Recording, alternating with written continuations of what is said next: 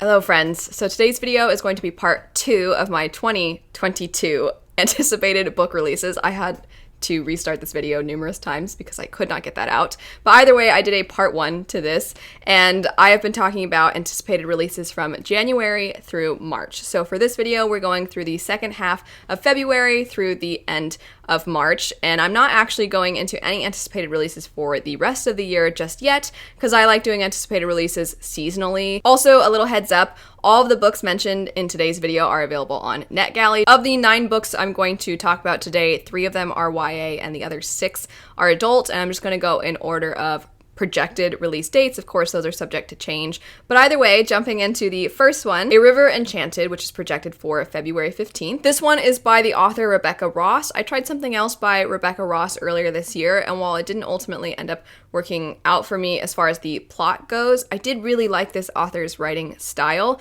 and I've heard really great things about their writing in other stories as well. This is their first adult fantasy story, which, based off of what I read, I actually think that their style might be more suited to adult. But a quick overview of the plot, it says it's set on the magical Isle of Cadence, where 2 childhood enemies must team up to discover why girls are going missing from their clan. Next up, projected for the 22nd of February, we have The Girl Who Fell Beneath the Sea, aka the most stunning cover.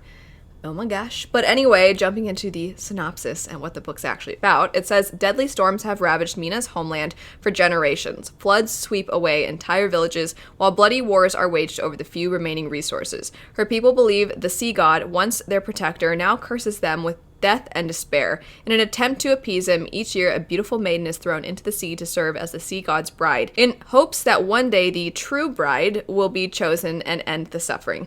Many believe that Shim Chiang, the most beautiful girl in the village and the beloved of Mina's older brother June, may be the legendary true bride, but on the night Chiang is to be sacrificed, June follows her out to sea, even knowing that to interfere is a death sentence. To save her brother, Mina throws herself into the water in Chiang's stead. Swept away to the spirit realm, a magical city of lesser gods and mythical beasts, Mina seeks out the sea god only to find him caught in an enchanted sleep.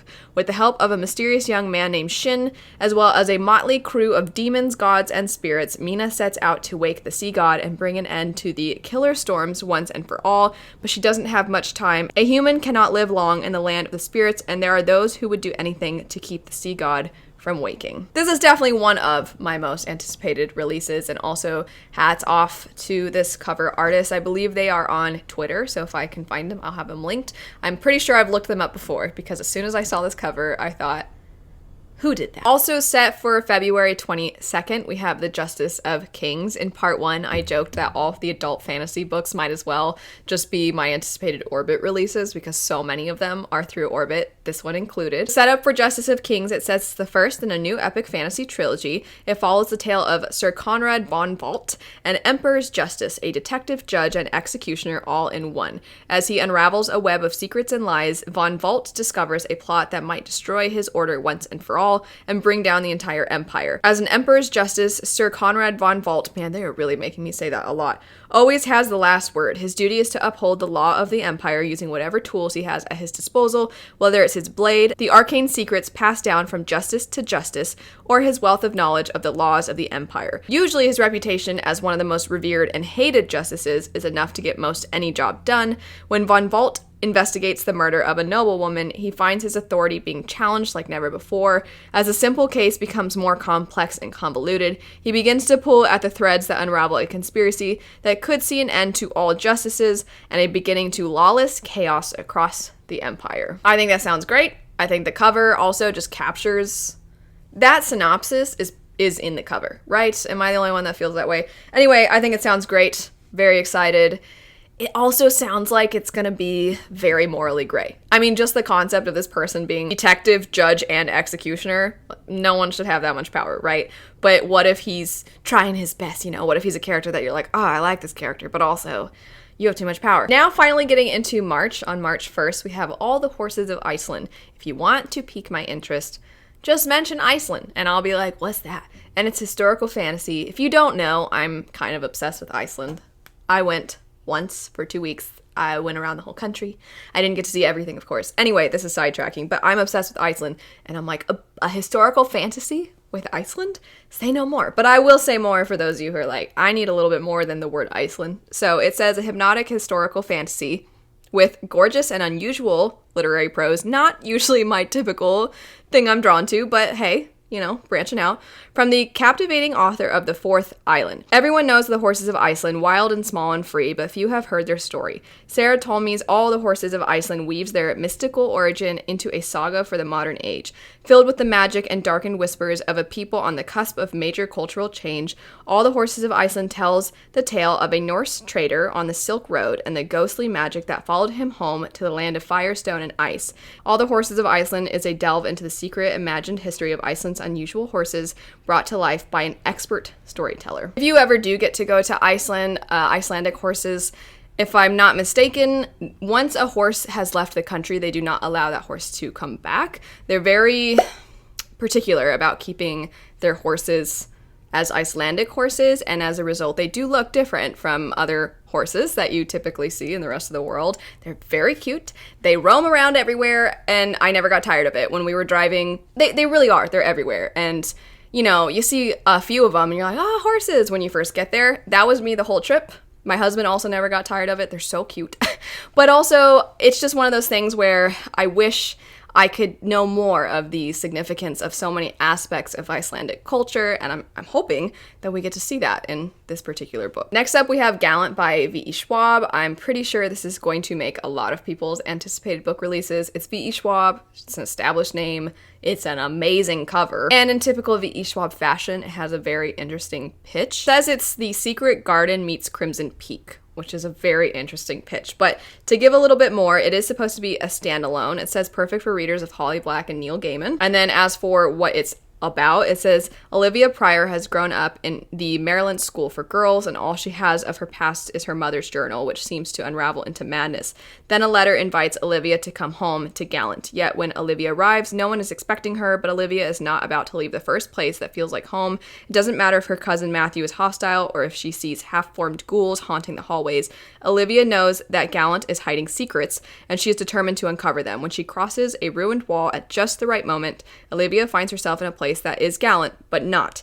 The manor is crumbling, the ghouls are solid, and a mysterious figure rules over all. Now Olivia sees what has unraveled generations of her family and where her father may have come from. I think there was a lot of confusion as to whether this was adult or young adult. I believe it is young adult. Jumping a little bit ahead, we have a book projected for the 22nd of March, and that would be City of Dusk. This is by the author Tara Sim. I read something of theirs a little bit ago. It was a Count of Monte Cristo retelling, and it was technically young adult, whereas this one I believe is adult. It's also put out by Orbit, so another Orbit release. It sounds really fascinating. It says, set in a gorgeous world of bone and shadow magic, of vengeful gods and defiant chosen ones, the City of Dusk is the first in a dark epic fantasy trilogy that follows the four heirs of four noble houses, each gifted with a divine power. Four realms, it says, are life, death, light, and darkness. They all converge on the City of Dusk. For each realm there is a god, and for each god there is an heir, but the gods have withdrawn their favor from the once vibrant and thriving city, and without it all the realms are dying. Unwilling to stand by and watch the destruction, the four heirs,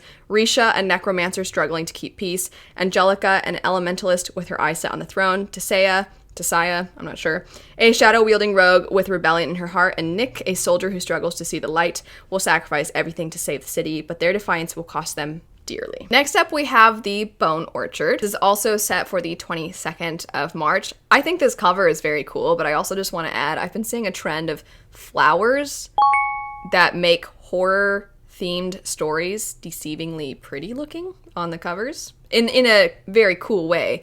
But just, I've noticed this trend, and I wonder if we're going to keep seeing it. I kind of like it, personally. But anyway, the description for this one, it says it's a fascinating whodunit set in a lush, gothic world of secrets and magic where a dying emperor charges his favorite concubine with solving his own murder and preventing the culprit, which undoubtedly is one of his three terrible sons, from taking control of an empire. Next up, we have Wild and Wicked Things, set for March 29th. In this particular one, it says, in the aftermath of World War I, a naive woman is swept into a glittering world filled with dark magic, romance, and murder in this lush and decadent debut. So another debut. very exciting. On Crow Island, people whisper real magic lurks just beneath the surface.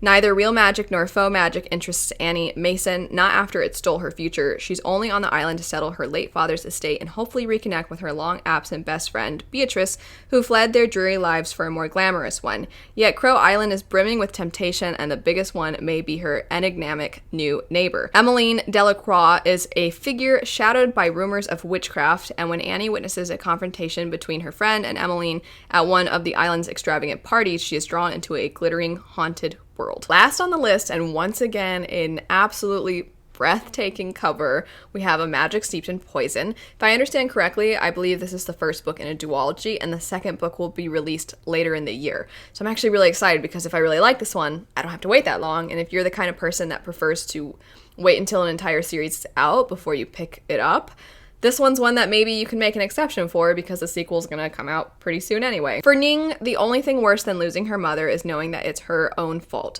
She was the one who unknowingly brewed the poison tea that killed her, the poison tea that now threatens to also take her sister Shu. When Ning hears of a competition to find the kingdom's greatest Shennong Shi, masters of the ancient and magical art of tea making, she travels to the imperial city to compete. The winner will receive a favor from the princess, which may be Ning's only chance to save her sister's life, but between the backstabbing competitors, bloody court politics, and a mysterious boy with a shocking secret, Ning might actually be the one in more danger. To some degree, a little bit of that synopsis reminds me of Spin the Dawn.